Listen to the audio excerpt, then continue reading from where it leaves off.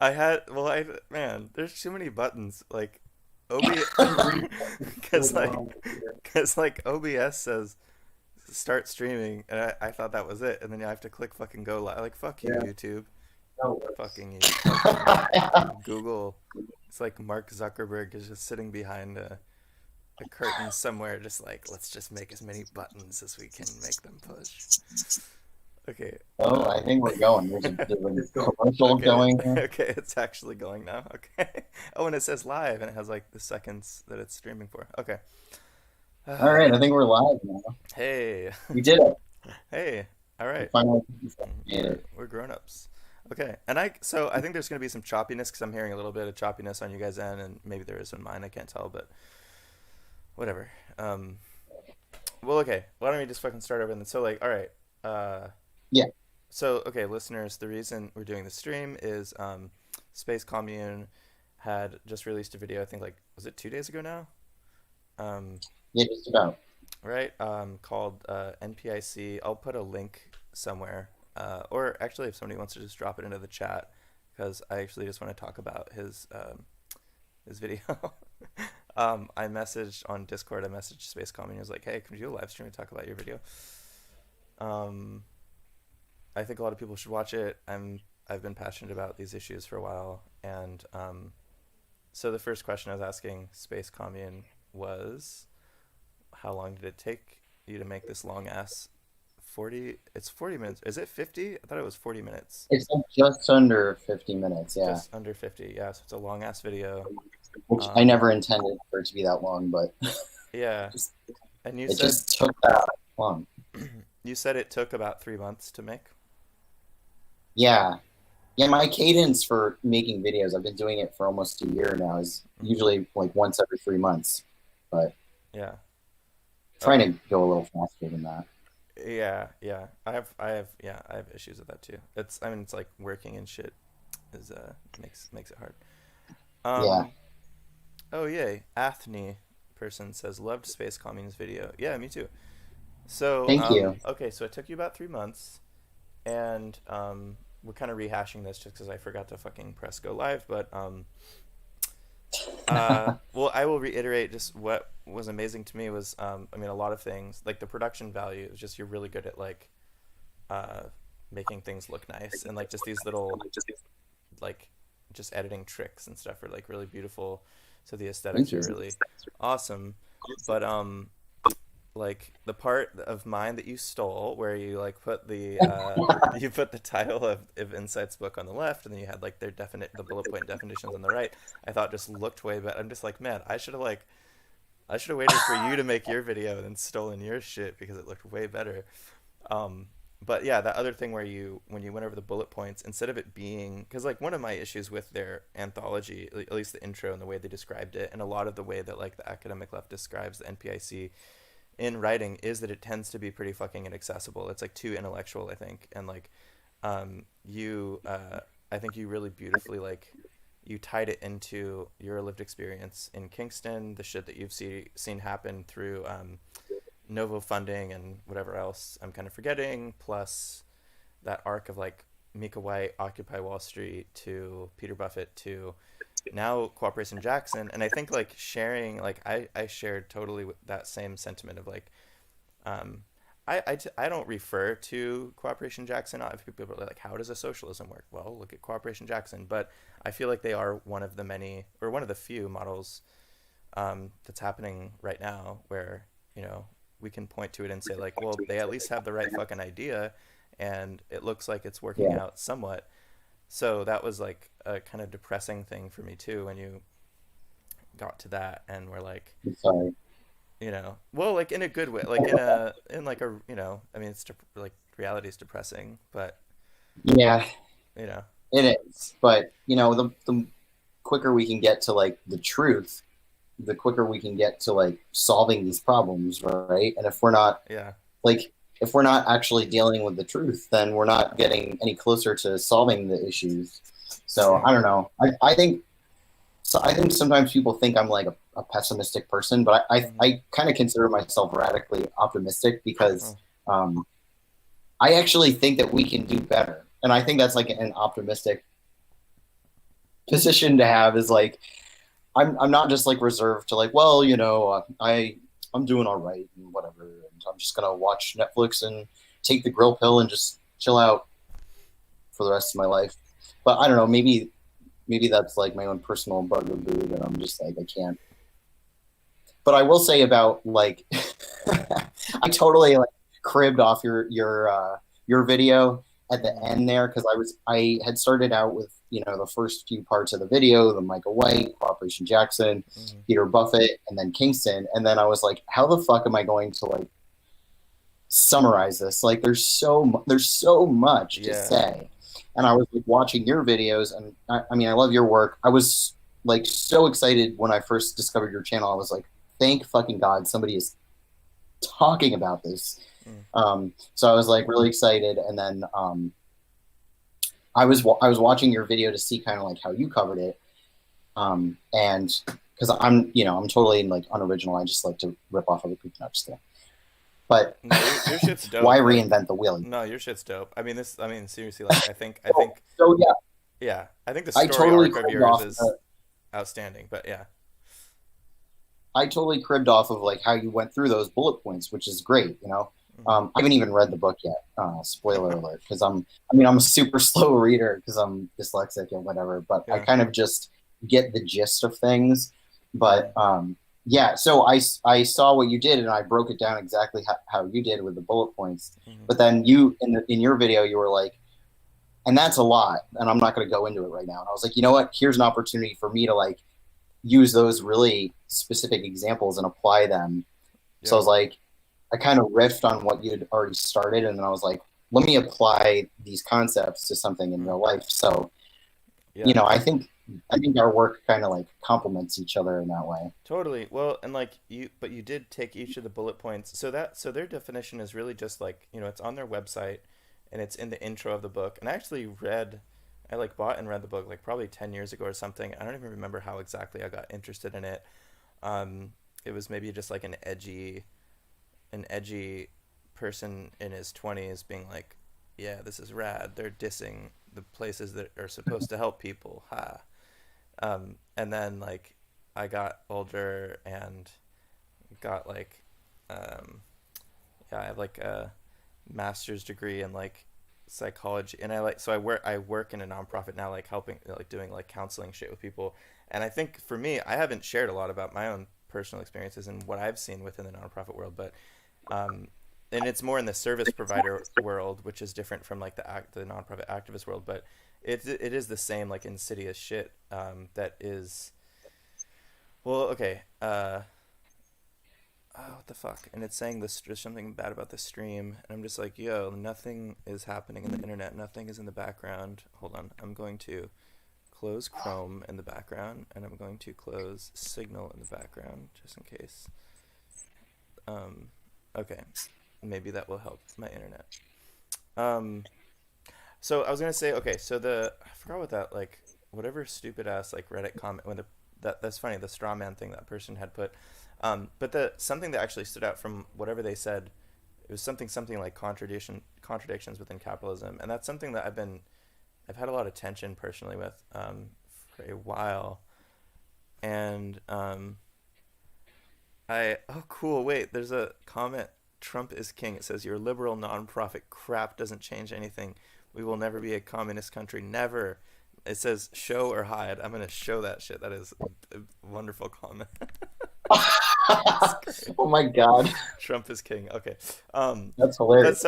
so like the tensions of like, what is money? Where does money come from? How do things work and stuff is like something that um I feel like we both share this common view that, well, okay, from my view, from a lot of the people I know, especially in the mental health field, and I think just in the service provider field, especially, that like people that are like, well, what am I gonna do to like make money to eat and stuff, and they're like, oh, I'll do this, I'll be like a helper person, I'll be like a helping professional, whatever, and then usually you have to at least spend some time in the nonprofit world doing that.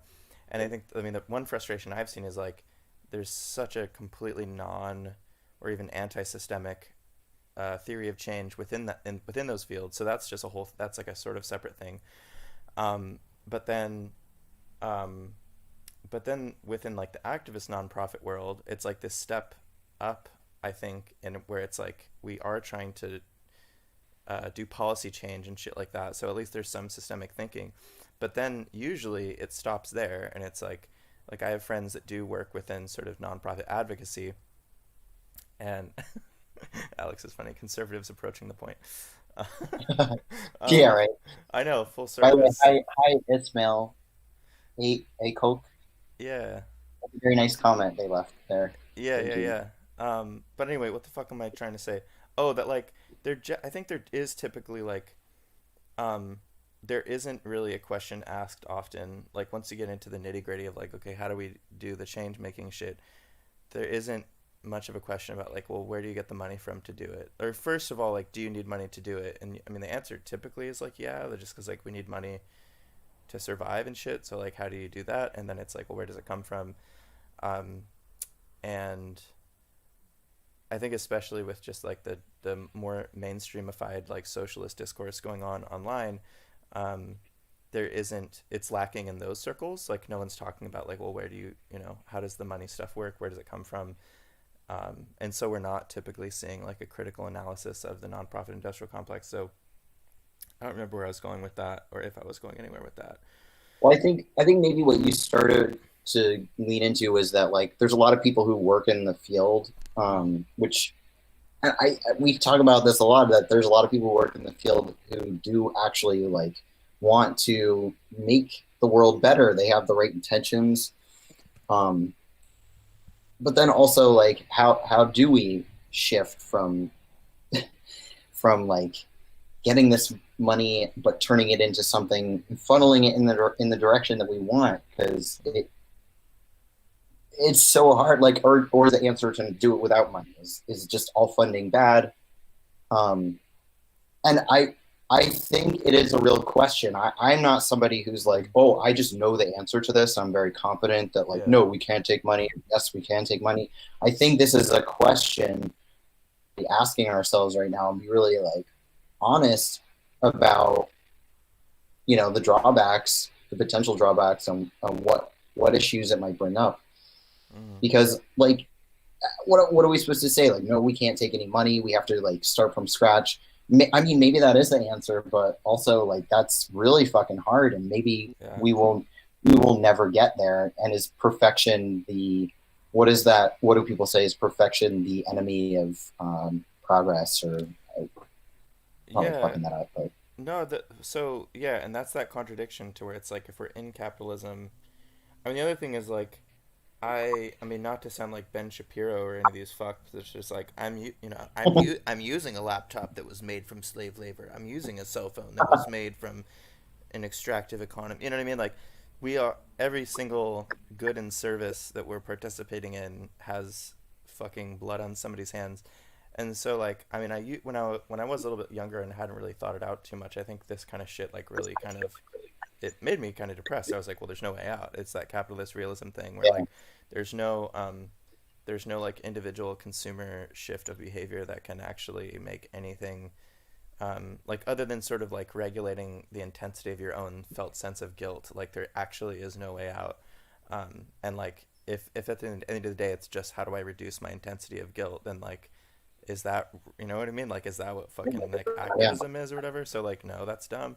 But then like with but even with like Peter Buffett, because I haven't, you know, a lot more about his foundation than I do. I haven't looked into it a whole lot, but I mean, when I really, really, really went down the rabbit hole with the Gates Foundation and found like, well, Jesus Christ, like when I first learned just about the 5% rule, where it's like, okay, you can have like 95% of um, your endowment just invested in like the most unethical shit imaginable, um, and then everybody is like on your nuts about the 5% where you like quote unquote give back. Like it's just, I mean, it's a bizarre, you know what I mean? Like that's not talked about like anywhere, like especially in the liberal sphere, but even on the left, like I don't think most people even know that that's how foundations work.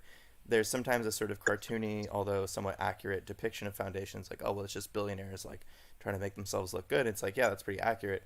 But like the nuts and bolts of it is specifically there are laws that make it so that it's totally okay for them to invest in like fucking Raytheon, Coca Cola, Walmart, um, Berkshire Hathaway, like whatever the fuck they want, as long as it gets returns on their overall portfolios, so they can give like pennies back into typically like service provider type of fucking things.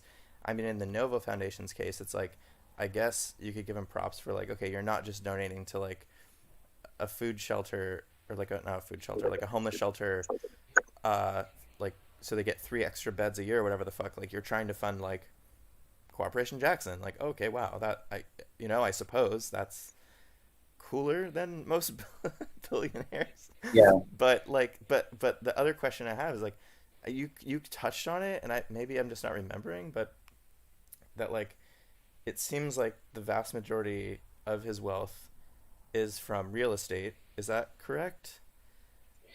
I don't think it's entirely correct because Berkshire Hathaway is a real estate company, but I think most of his wealth comes from, gosh, I feel like I knew this at some point, but he's got Well, they he's got railway okay. investments. So They all tend to have like very diversified portfolios too. So like, oh yeah, it's not, there's usually isn't one thing. Like you can have a portfolio where there's like 30 to 40% is in this thing or whatever, but usually it's wiser to have it more diversified and to have right. whatever. And he owns like Yeah. Geico and stuff. Yeah. Right. So like, so that's the other thing. And this is what's her name in the video I'm going to be doing called movement capture, which is a little bit different from the, what was the capture term you used in your video? 'Cause it's a different concept. Elite capture. Elite capture.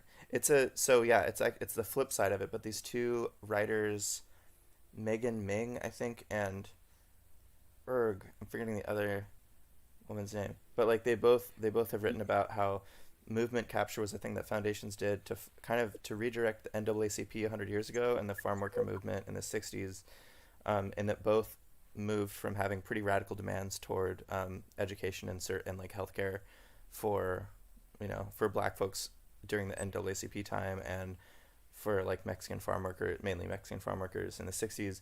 But like I'm just forgetting her name. It's not Megan Ming, it's the other lady. But one of the things she's talked about is like this sort of like, there's wealth stolen from workers in regular sort of capitalist economy workplaces, and then it's put into foundations, and then it's like reinvested into industries that like steal more wealth from workers, and then it's also stolen from workers, and then it's not redistributed because it's not taxed, and then it's donated. So there's this sort of like triple theft thing that she describes. Yeah. Yeah.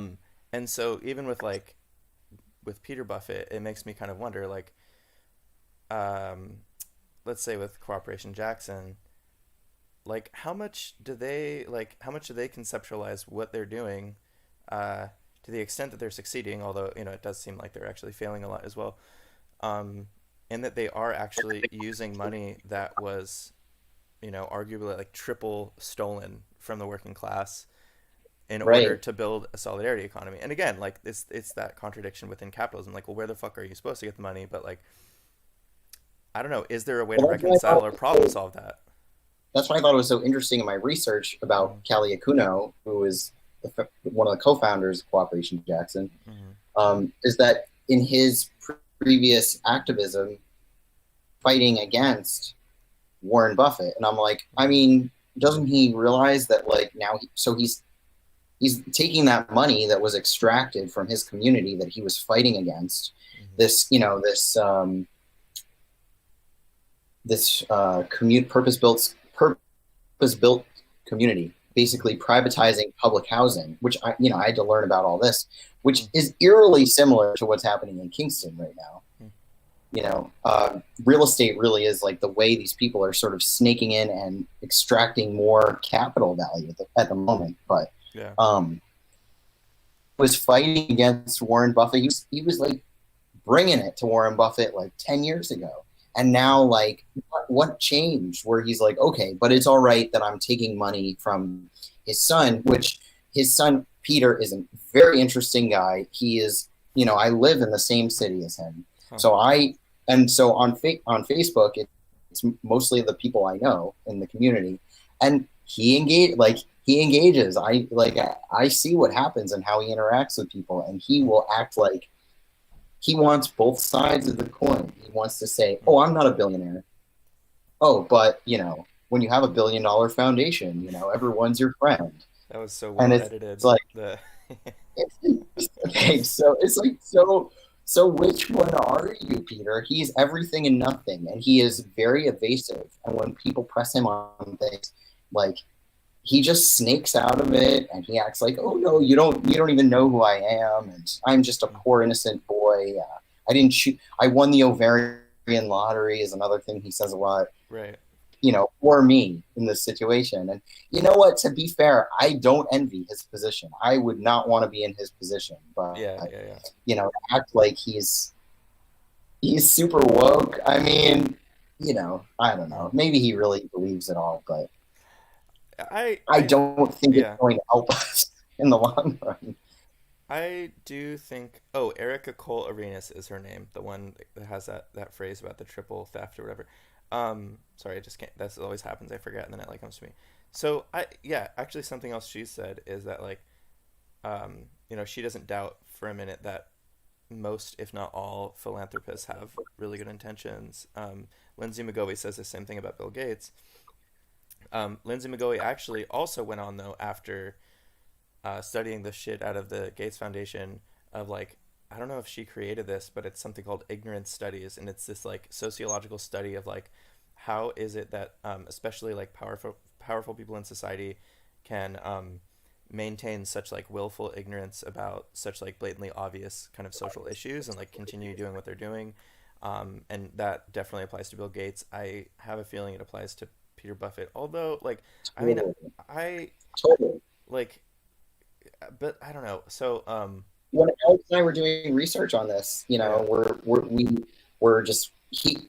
I have to hand it to Alex. Credit where it's due. He yeah, watched into so many interviews with Peter Buffett, and like we really got to know this person and like what yeah, makes him tick. And I think that he truly does believe what he's saying, and he thinks yeah, that he's doing the right thing. I mean, he posted on Facebook. He's like, after the COVID stuff broke out and all this, it's been such a crazy year. He was like, in case of emergency, break glass or something in socialism. And it's like, dude, you don't know the right, first thing about socialism. If yeah, you did, your father would disavow you. And what's funny is like mm, this didn't make it into the video, but while I was doing my research, I found out that Warren Buffett disowned Peter's adopted daughter because she was in a movie that was criticizing the 1%. She was in some documentary that was made in the early 2000s, or mm-hmm, it was a while back, and right, she was very mildly critical. She's, mm, this white woman with like dreadlocks, and she's like, mm, she was, to her credit, she was like trying to live as just a regular person, and she kind of was very lightly critical of mm, rich people, and Warren Buffett disowned her. And you can Google that. It was like a mm, story. So I think that if Peter was actually critical of capitalism, that his mm, his dad would not be happy with that. And you know what? mm. I can empathize. We all want to please our parents, right? It's like sure. So Yeah.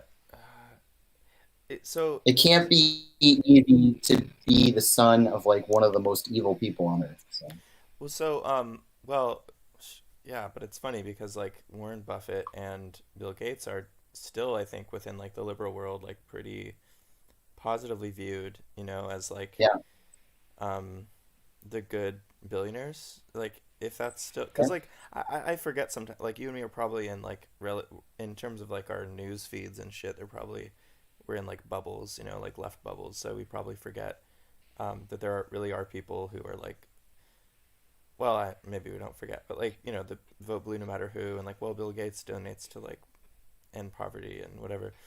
yeah, And like Warren Buffett too. I think if I'm remembering correctly, I think the Gates Foundation like it's like a third or quarter of it or something actually was initially just like Warren Buffett money to get it off the ground. So, but like it goes back to that question of like okay, for Peter Buffett and Warren Buffett, so like they invest in real estate, and so how do you make money through real estate? Well, you I'm trying to be like nice about it, you know, because like this the simplistic way to say it is like, well, you fuck over working class people, and that's the simple way of saying it.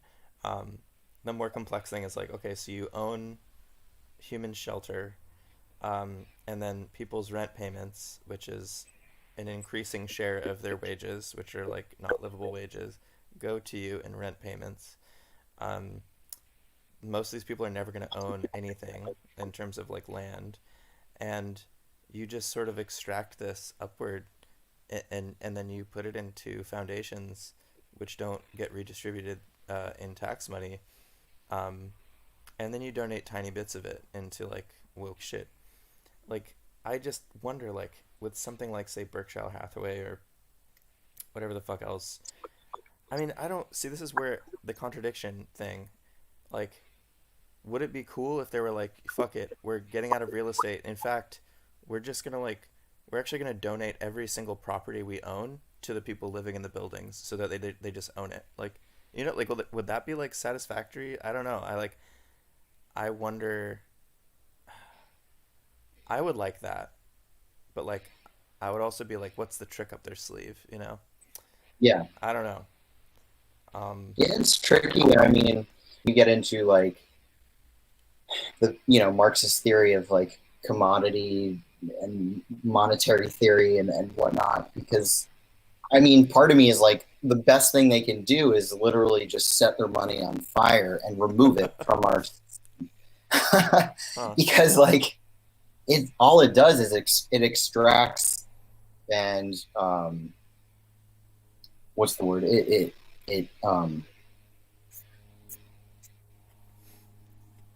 it turns like real value into something that doesn't actually exist. It's like money isn't even real. It's Yeah. not a real thing, but we have to like all agree. It's just like borders or government or whatever. We all just kind Right. of have to agree that it's real for it to work.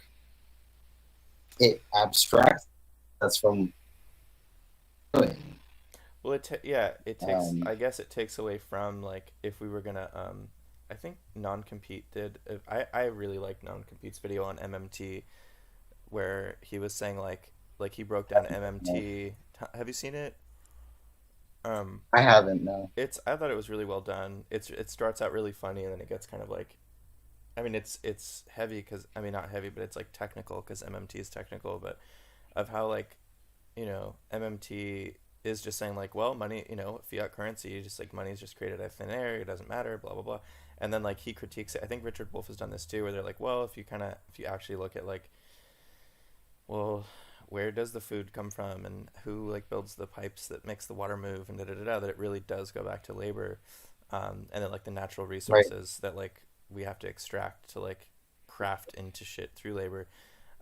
So I mean that's an interesting idea of just having billionaires just like burn all their money somehow, just like take it out of the bank, make it into physical dollars, burn it, and then just be like, yo, everybody just has to like do work and like, um, but like my friend, actually somebody I live with, basically came up with this idea. He's kind of like a technocratic like minded person, but it's this sort of microcurrency sort of idea. It's this demerge currency idea where it devalues as you spend it, so you actually have to spend it really fast, and it has to be spent within like a local economy, and it has to be spent on like good things or whatever.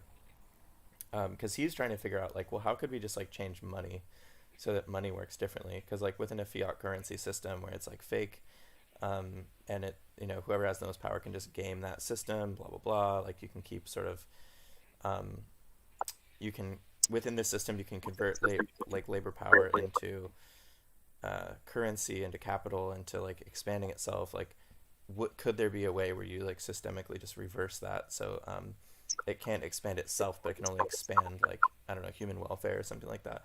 And like I'm like, that's a dope Yeah. idea, you know, if that could be like Yeah. really really really well formulated and you could like make a convincing case of how we get there. I'm not yet convinced. I mean I kind of think that's like Yeah. the socialist dream, I guess, but um, I'm admittedly like not very well versed on MMT and I yeah, really need to like wrap my brain around it more. And I have friends who are really into it, but I yeah, will say that like the microcurrency stuff raises my like red flags a little bit Right. Well, too, because because Buffett's into it, right? yeah, I mean, yeah, Yeah. and this legalism stuff too.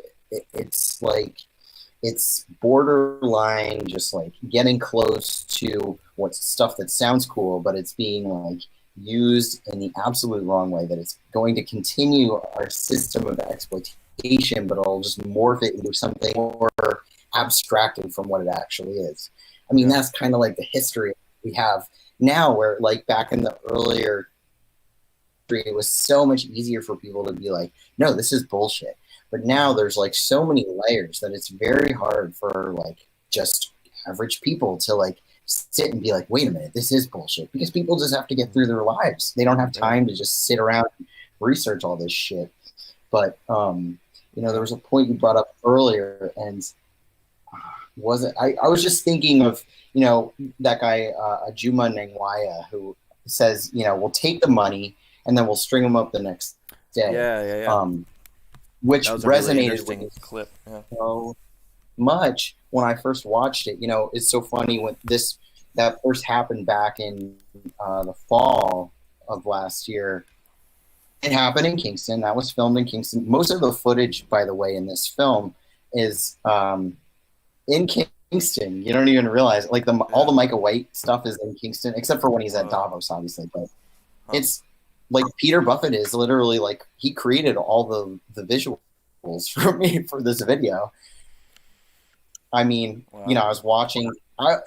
I was watching the event because I was excited. I was like, wow, there are some heavy hitters here, some Hmm.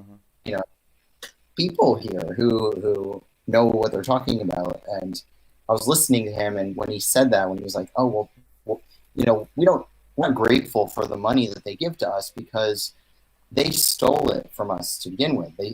Bill Gates stole that money from the working class, Mm. and we're not grateful for it. We'll take it as a resource, but then we'll turn around and string them up the next day. And I was like, holy shit, that is fucking amazing. Like, hell yeah. Hmm. Will be funded because we're gonna take what's ours because Hmm. you guys took it from us, and like that's how we do it. But the problem with that is that like I don't even know if he knows that. I have a Mm. I have a mutual friend who knows him, and we were talking about it. And yeah, I don't even know if he knows that Cooperation Jackson is funded by Novo. I mean, he must he Hmm. must know, and like obviously that's the reason why they were in Kingston. Yeah. You know, I'm like, what are the odds of them coming to my little like as like 20,000 people here? We're a small, tiny city. Like, Right. why are people here? And what's funny too is one of the co-founders, one of the people who started Foursquare Hmm. lives here. One of the people who started Etsy lives here. Um, so it's this bizarre place where there's just like these really high-profile people with a lot of power just congealing in this little small city. So Yeah. yeah. So when he said that, I was like, whoa, that's fucking cool. But Hmm. we were talking on your Discord about this too, about Hmm. what was that guy's name? Ed Whitfield, I think. Ed Whitfield, who Yeah. was criticizing. He doesn't outright name Cooperation Jackson, but Hmm. he sort of criticizes them as like Hmm. being the emperor with no clothes or something. And Yeah, he was pretty. I I watched that whole video this morning, actually. Yeah. yeah, I think that these folks like, and one of his solutions is like, okay, we can take money from the capitalist class to Hmm. fund like these efforts, but we need to be really honest about it. We need, and in peace with Cooperation Jackson is that they're not being upfront about it. There's nowhere on their website that says that they got seed money from Mm. the Novo Foundation. They never talk about it. When I messaged Hmm. them, I was like, oh, they didn't respond to me because I'm just like a nobody or whatever. And maybe that's Yeah. true, but Yeah. also like I think that maybe like they're like, oh no, we can't like daddy. And yeah, Well. people here locally, Kingston, they do not Yeah. like when they do not like when I bring up questions. They kind of paint me as somebody who's um who's a hater, who's like, Yeah, why are you criticizing this? This is such a gift, this is yeah, why, it's a good thing. Why are we looking a gift horse in the mouth kind of yeah. attitude? And I'm like, yeah, I mean, I yeah, I read an article by him later too, Ed Whitfield, and because I mean, it seems like he's really, I forgot the project he's involved in, but it has like word democracy and like collaborative or some shit, like, um, and he was talking about in his article why he's against UBI, and it's mainly, he has like some phrase, it's like give a man a cow or something. He has this like metaphor of like somebody steals somebody's cow and then they like finally come clean and they're like, "Oh man, I'm so sorry I stole your fucking cow." And then the person's like, and then they're like, "But like here's the butter or whatever." They're like, "I don't want the fucking butter. Like give me my fucking cow back. I'll give you the butter." yeah, And yeah, like I thought it was a beautiful metaphor for like him saying that like even UBI is like radical and awesome as like UBI would seem, that it's just it would just be giving everybody a bunch of butter. It wouldn't be giving them cows. Like it's a yeah, nice metaphor. And I think he was that wasn't in context of Cooperation Jackson, but it was in context of a lot of like uh, just that context of like where not just where funding comes from, and it's like a governance, like how do decisions get made and stuff, and like are are we actually trying to are we really trying to build like a super collaborative commons type of society and stuff, because that's like what he's really into.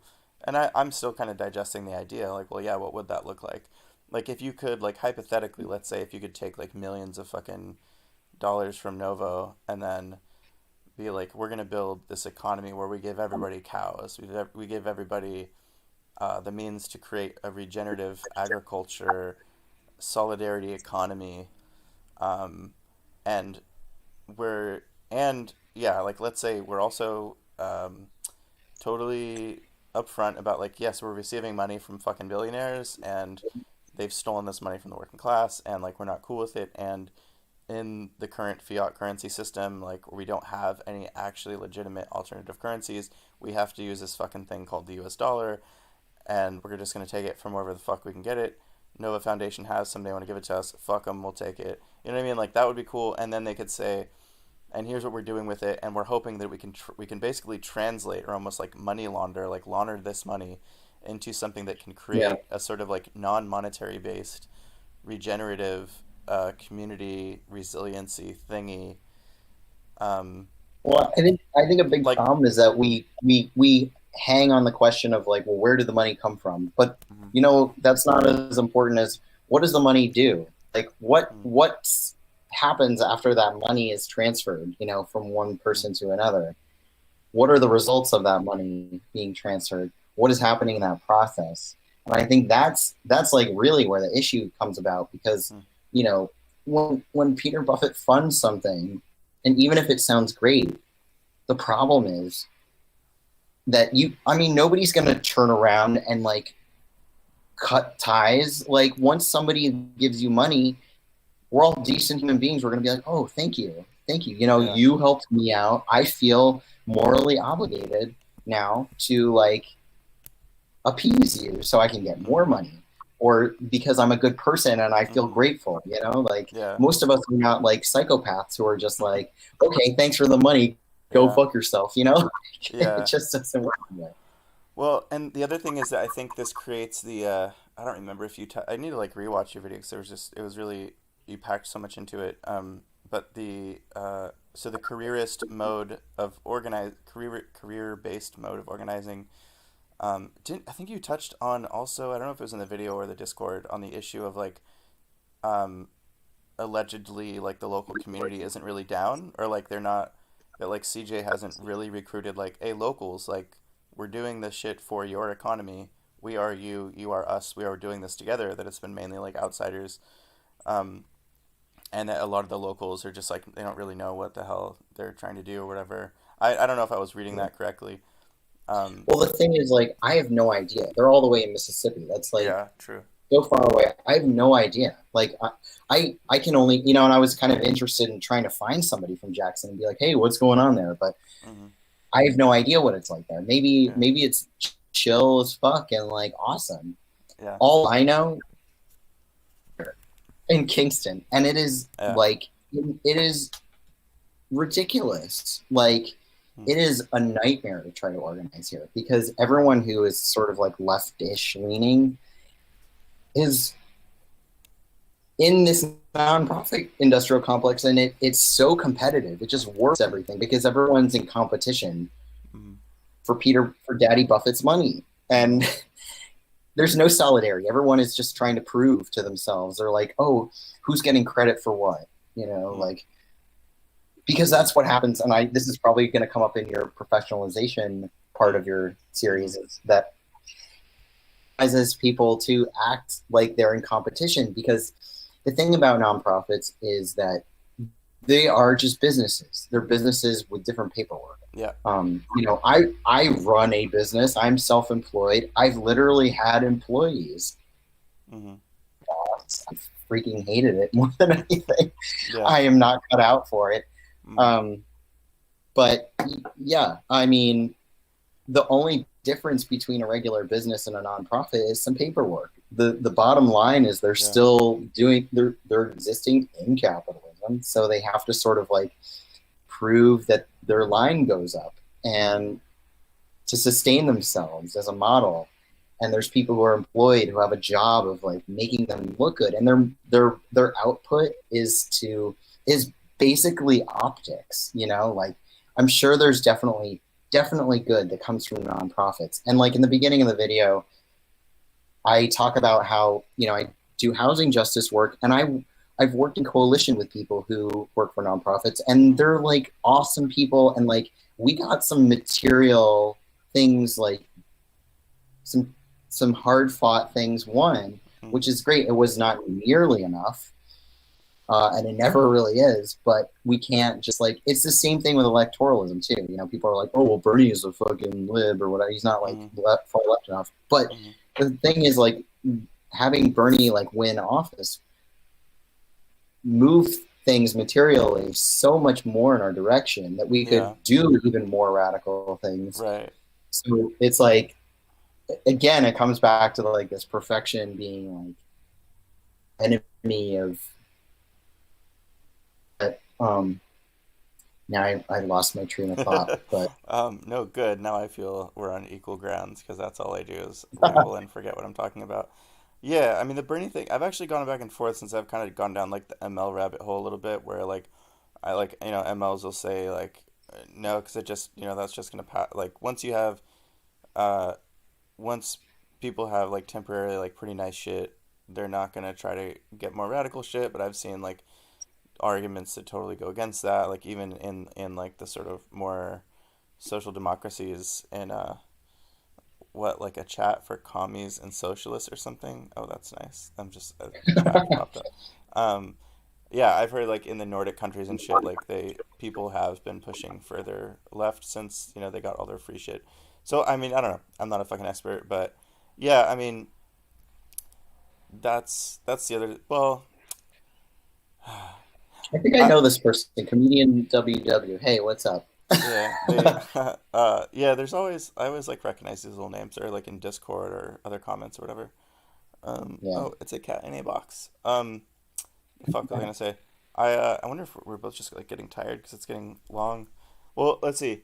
Why don't we? Okay, the professionalization thing. I just wanted to touch on that. Yeah, so I actually bought a book called "The Culture of Professionalism" by this like American historian who I read most of it. Like I do like a lot of skimming and then like will really slowly read certain bits.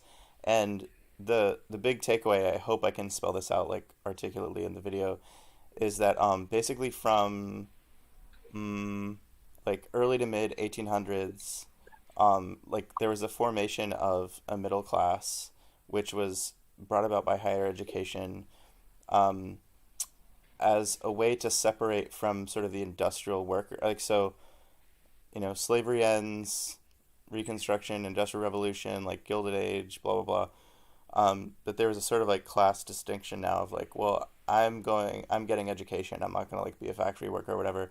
But he was kind of touching on these really interesting, like almost anthropological weird I'd have to like I have to brush up on the book, but like weird cultural things that would distinguish a professional from like not a professional, like an educated middle class person, and Right. things that like weren't really, and like he had a couple images in it. It was that whole like when you think of like the businessman with the top hat and the coattails and stuff like that, that like there was, I mean, compared to now where everything's so weird, like you can't really tell who's who or what's what. Like back then, it was like very obvious. Like there, it's a distinguished gentleman and his lady or whatever.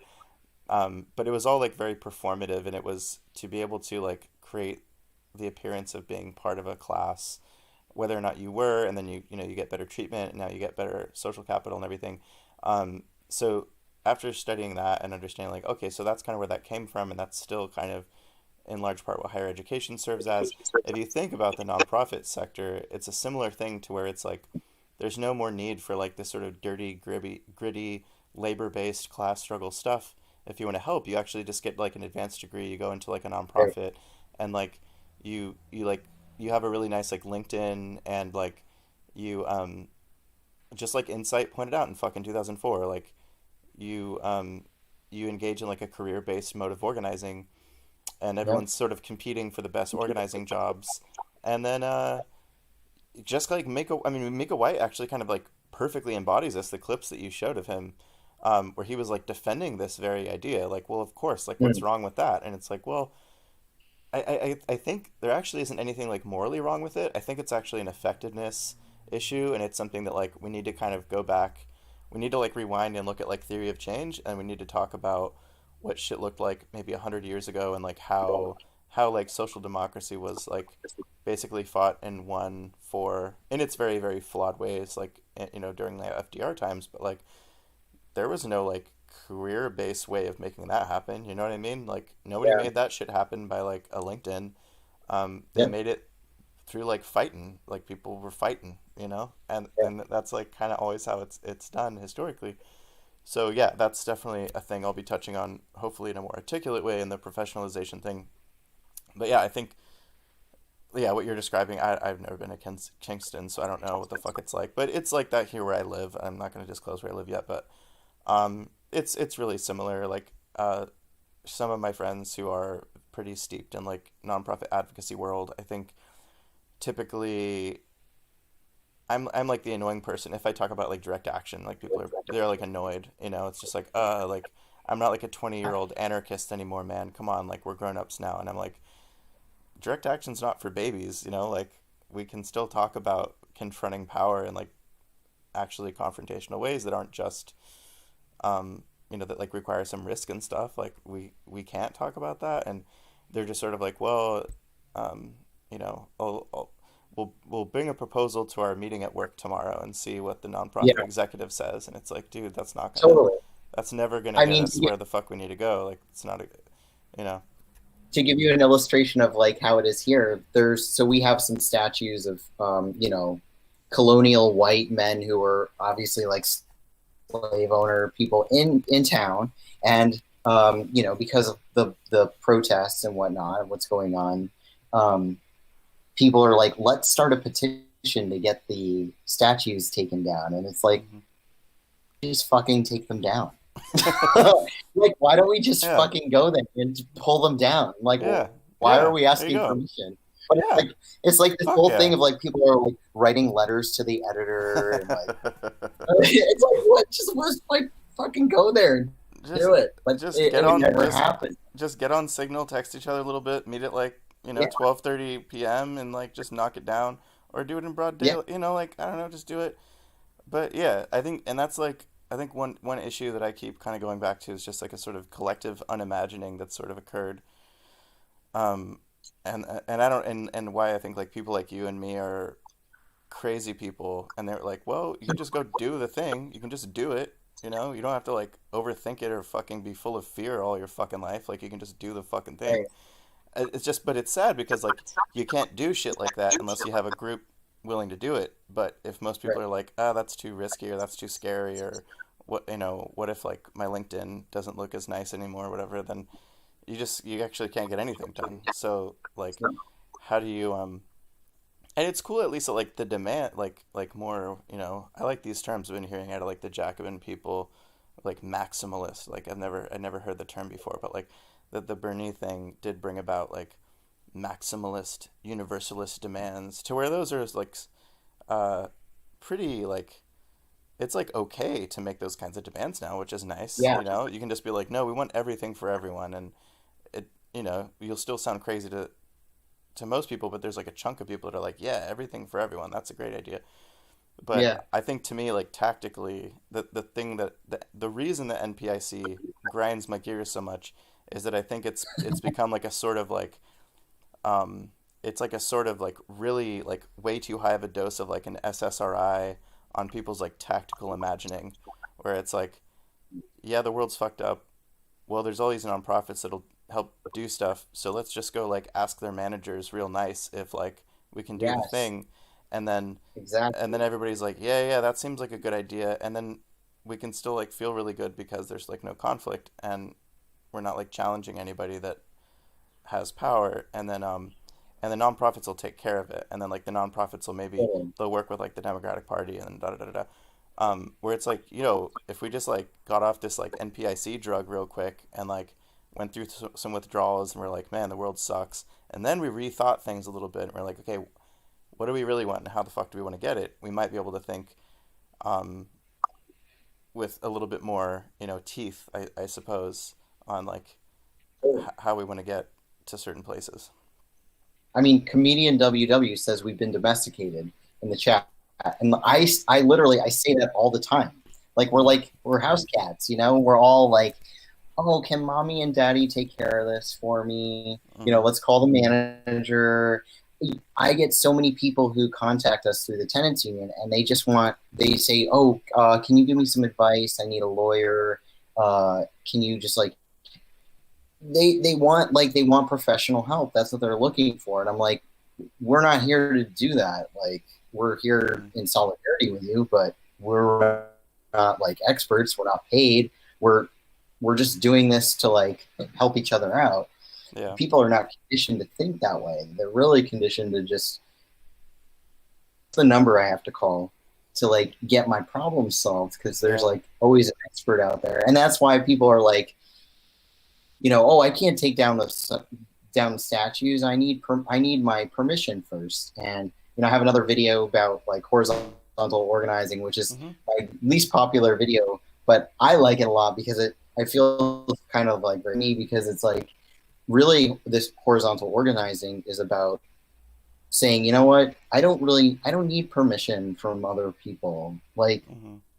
I know deep down, like I think we all know deep down, like what's right and what's wrong. We all have like a general sort of like agreed on sense of what's right and wrong, Mm-hmm. but we're so like abstracted from that people are like, oh no, I have the original sin. I'm a bad Mm-hmm. person. I need to ask permission for all this. And it's like, no, most people out there are good people. We just need to Mm-hmm. kind of like take charge of things. But I Yeah. think we're incentivized to just sort of say, like, let's someone else worry about it. I don't want to have to worry. That's a lot of work. I mean, it's a lot of work to be like Yeah. mature and like put your big boy and big girl pants on. So Well, it also is like I guess to be fair, because like everything you just said, I'm like I'm hearing myself talking when you say all those things, and then like I can, yeah, and then I put myself in the shoes of all the people I feel like I scare and intimidate and annoy with these conversations sometimes, and I'm like, well, understandably, like people don't want to like lose things, like that's the other thing, right. like because like um if you just think of like that image of like the Panthers on the state capitol like holding M6 whatever the fucking guns they were, which triggered in California like open carry being banned. Um, Somebody says, personally, being poor, it's hard to have time to do stuff. Plus, being worried that you can lose the little you have. Yeah. That's why it scares me. I have different Valid things that are point. stopping me. So Super totally. valid. So that's yeah. So that's like the exact thing I also was gonna say is like I think it is valid and but then okay, but this is where this is the tension that I kind of still have though is like how bad does it need to get? And so like if you look at say images of like suffragists or just when you learn about suffragists, it's like women were men's property. They couldn't vote. They had to wear these like whalebone constrictive things that were like making it so they couldn't breathe. And then they fucking like Molotoved cops and like got in street fights with the cops, and you know what I mean? Like the suffragist movement was super violent. I mean, there was a lot of non-violence, but there was a lot of violence as well. And I just think like, man, like where and then the president is like grab her pussy, and then everybody's like, we're gonna have a parade with pussy hats, and we'll show them that we think that those Yeah, are really immoral tweets that he's tweeting or whatever. Where I'm like, man, 100 years ago, like it's very these chicks would be like, I'm gonna punch the cop in the face and be like, take me to jail. I'm going on hunger strike. Like direct action was in the toolbox. I mean, maybe because not being able to vote and like the level of oppression women were experiencing was like so extreme that they were like, this is so extreme that we're gonna take such an extreme uh, approach to solving the problem. But I feel like shit's way more extreme in a lot of other ways, like the climate crisis, like mass incarceration. Like totally. I don't have to list all the issues. You know what I mean? Like if Right, right, everybody right, everybody who has a brain like knows how bad everything is. So it's like, is it totally. is it really that like is it But there's is like, right, like no, so yeah, like, I mean, so I do get it. I mean, I was talking with my friend, like this married couple that live like down the hill on the property we live at. And like she's just like, yo, my kid's like 2.5 now. She's like, I'm not gonna fucking ever like bulldozers came to like fucking bash our house down. Like I wouldn't chain myself. I'd fucking grab my kid and be like, let's go find somewhere else to live. Like you know what I mean? And it was like, yeah, I get it. I would want to chain myself, but if y'all wouldn't, then like I wouldn't because I'm only gonna do it with a fucking collective of people. Like I'm not gonna do shit on right, my own and pretend like I'm a hero man or whatever. So right, but this is the tension. Like how can you actually build the spirit, like to me and actually Ed Whitfield was saying this in the talk today, like the deep democracy stuff. He's saying like he actually had a really really interesting point where he was like, you can tell me about your consensus, and he's like, yo, I know how to game that system. Like I know how to, as an individual, block shit and manipulate it, so to I can fuck up your consensus. Or if you want to do this other method of like majority vote or any other like way of doing democracy. And so he was saying it's not actually the mechanics of the deep democracy. You don't just have to get your like all that shit in order. You have to have this like really deep sort of like consciousness and like a spirit that believes in deep direct democracy and like collaborative processes to maximize everybody's like happiness in a situation.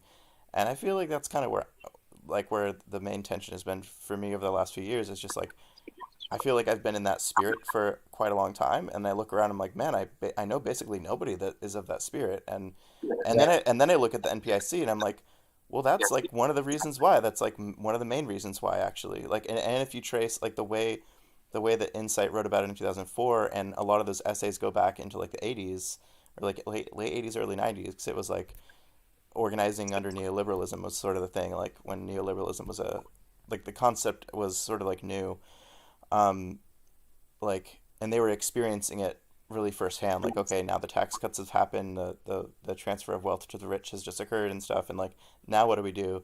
And they were just kind of pointing out like um, this new shift toward the nonprofit sector as a means of making change is like fucking everything up. And I think we're like a full generation or so into that being a norm, to where it's like fish don't know water's wet kind of thing, where I don't think most yeah, people realize the effects that the NPIC has actually had on our ability to think about how to make things better, because the nonprofit sector has basically made itself seem like it knows how to make things better, while it's yeah. very It's while subsumed. it's very obviously not. Yeah, it's subsumed a lot of that revolutionary energy, and part of me wonders if that's by design. Like maybe it's not, but Hmm. it seems like what all these people on my Facebook, all these quote unquote normies who are Hmm. posting about the police, about defunding police, Yeah. and Black Lives. I'm like, they wouldn't have said that shit like 2 months ago or a year ago. Yeah. But that's like, but all that energy is getting subsumed Hmm. by professionalization Yeah. of these ideas. And you were talking before about how things are kind of worse now. Like that's the thing is I always refer to Peter Buffett as like he's giving people. So one of my um, fellow organizers, Juanita, she's fucking awesome, and she will like take a megaphone to like the rich people and just she doesn't give a fuck. She's Mm-hmm. fucking Mm-hmm. awesome, and like she will make a stink, and she was losing her housing, and they were like, oh shit, they like helped her find an apartment, and they like helped her put down a deposit for this apartment. I was like, right. They Mm-hmm. know that you're not gonna take their bullshit. Hmm. So they're buying themselves some neck insurance, Yeah.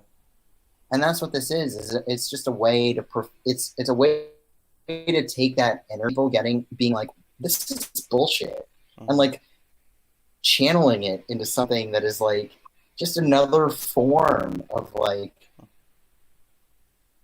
business and capitalism and marketization. Mm. So I mean, it's frustrating because Well, yeah, people do get that like doing like the right thing, and you're like, no, like we're so close, like mm, step. yeah. I wanted to validate But Sapphire Rose a little bit more. I guess. Oh, I'm cutting in sentences. yeah, comedians say you're cutting in and out. Well, Oh, it's Sapphire funny. said. Somebody else, Sapphire Rose, wrote in the chat, or no, somebody else wrote this in the chat about the master's tools. Uh, you know,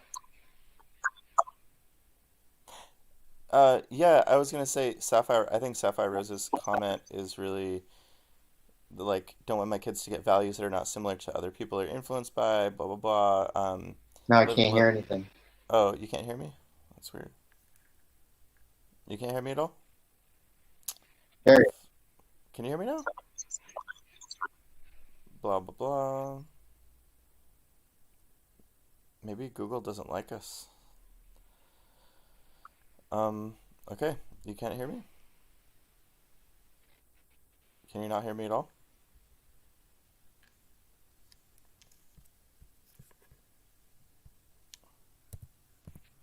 can hear you. I can hear you. Can you hear me? Mm.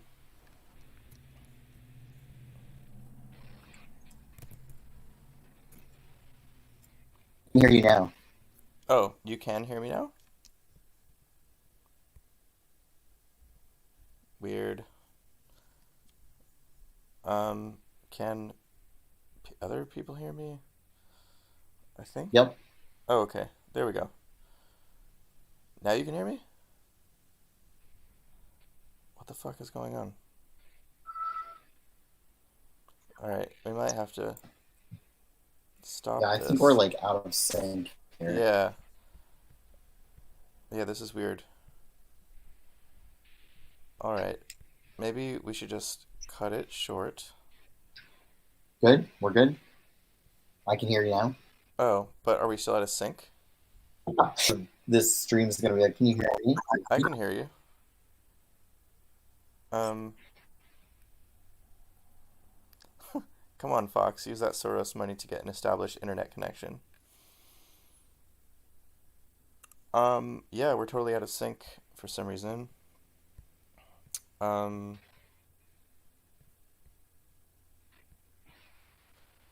let's see.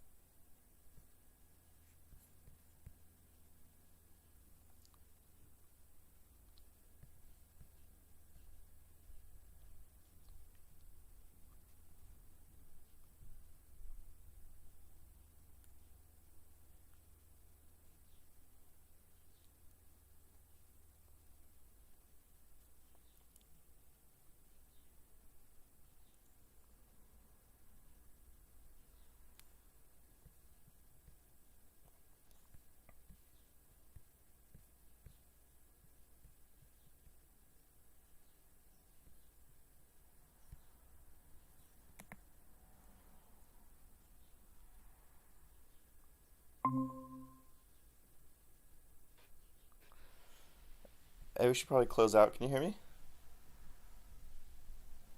Hello?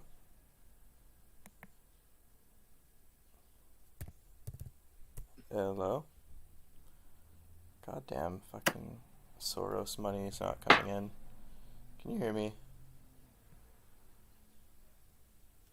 Fox? Space Commune? Can you hear me? I can't hear you. It says you're muted.